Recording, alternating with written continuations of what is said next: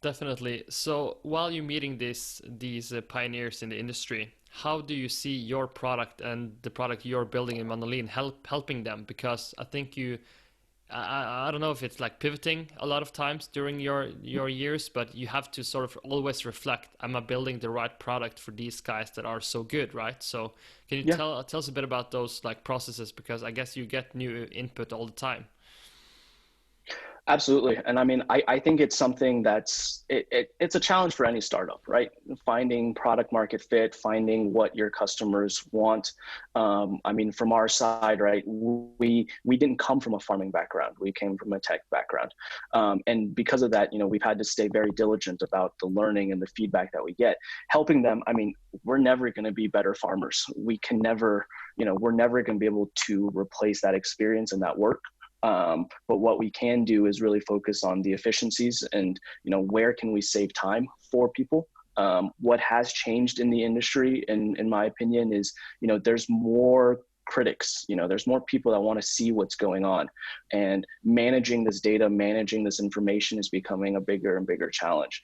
And it's, I think, becoming the responsibilities of the companies to be able to figure that out. So that's where I think tech can really help. But the experience and the decision making, you can't replace that. I mean, the best that we can try to do is to give farmers time back in their actual day, because what we hear is they want to spend it on the farm.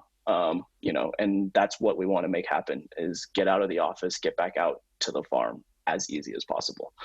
That's been the kind of mission and the line of thinking that we have been following when we come with iterations. Can you explain how you would like the farmers to use your software and tool? So maybe it's easier for people listening to understand how you want the farmers to use Manolin software. Yeah, and I guess we haven't necessarily given a full pitch of the product, but I mean, what we're doing is building tools and data insights to help farmers make better decisions or more informed decisions, and really to help them save time and to be out on the farm more. And when you're talking about how we do that, and the areas, one of the things that I think is changing in the industry is this interest over fish health. And that has been our focus.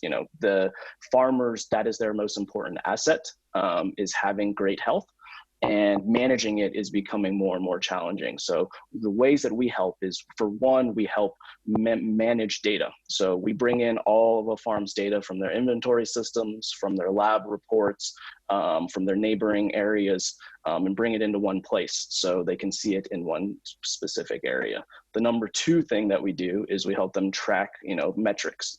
One of the key things you hear from any farmer is they can tell you specifically exactly what happened last year, 2 years ago, 5 years ago. They know their seasons very, very well. But what we have learned is, as these organizations have grown, tracking this information over time and being able to measure it becomes harder. It becomes, I guess, like a fishing story. The fish always seems bigger every time you kind of talk about it. So having numbers to back up those decisions is really important. And then the last piece that we really want to work on is the forecasting side. So forecasting will never change, the way a farmer makes a decision. But it can really augment a lot of the kind of thinking. What are the risks coming? Am I at risk of a disease because of certain things? I believe that the data can tell you a lot that can help with that decision-making process.